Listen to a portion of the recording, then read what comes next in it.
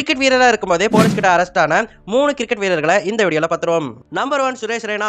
ரொம்பவே நல்ல பிளேயர், நல்லவர் அப்படின்னு சொல்லிட்டு நம்ம பார்த்துட்டு இருக்கிறவர் தான் சுரேஷ் ரெய்னா. பட் அவரையுமே போலீஸ் பிடிச்சி ஜெயில போட்டுருக்காங்க. என்ன விஷயத்துக்குன்னு கேட்டீங்கன்னா 2020ஆம் ஆண்டு டிசம்பர் மாசம் மும்பையில் இருக்கக்கூடிய டிராகன் ஃப்ளை கிளப் அப்படிங்கிற கிளப்ல செலிபிரிட்டிஸ் எல்லாமே பார்ட்டி பண்ணிட்டு இருந்தாங்க. ஆனா அந்த ஒரு நாள்ல பாத்தீங்கன்னா ஊரடங்கு அமல்படுத்தி இருந்தாங்க. ஊரடங்கையும் மீறி அந்த பார்ட்டி நடந்துட்டு இருந்துச்சு. அதை கேள்விப்பட்ட போலீசார் அந்த கிளப்புக்கு வந்து பல பேரை அரெஸ்ட் பண்ணியிருந்தாங்க. இப்படியாக அந்த பார்ட்டியில 34 பேரை அரெஸ்ட் பண்ணியிருந்தாங்க. அதுல சுரேஷ் ரெய்னாவும் அடக்கம். அவர் கூடவே பாலிவுட்டை சேர்ந்த நிறைய நபர்கள் இருந்தாங்க. அதுல ரித்திக் ரோஷனுடைய முன்னாள் வைஃபுமே அடங்கும். இவங்க எல்லாருமே போய் சிறையில் அடைச்சிருந்தாங்க கொஞ்ச காலம். ஆனா டக்குன்னு சுரேஷ் ரெய்னாவை பெயில இருந்து எடுத்துட்டாங்க. சோ குறைந்தபட்சம் 3 மணி நேரம் வரைக்குமே சிறையில போலீஸ் கஸ்டடியில இருந்திருக்காரு.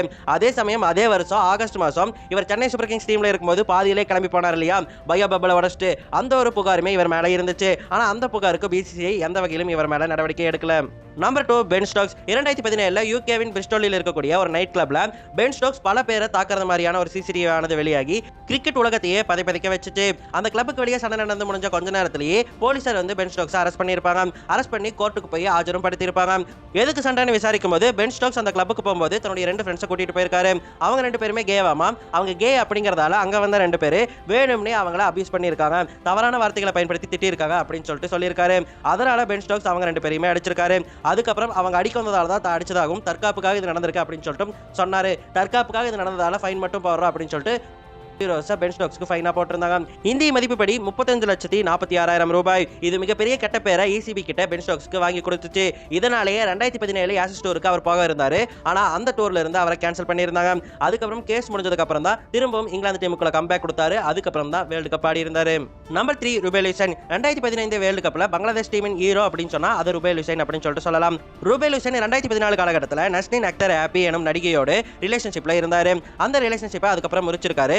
இதனால நஸ்ரின் அக்தர் ஆப்பி என்ன பண்ணிருக்காங்கன்னா அவர் என்ன கல்யாணம் பண்ணிக்கிறேன்னு சொல்லி ஏமாத்திட்டாரு அப்படின்னு சொல்லி கோர்ட்ல போய் கேஸ் போட்டிருக்காங்க. அதோட ஹுசைன் தன்னை பாலியல் ரீதியா துன்புறுத்தினாரு அப்படின்னு சொல்லிட்டுமே அந்த வழக்குல குறிப்பிட்டிருந்தாங்க. அதனால அது பாலியல் வழக்காக மாறி இருந்துச்சு.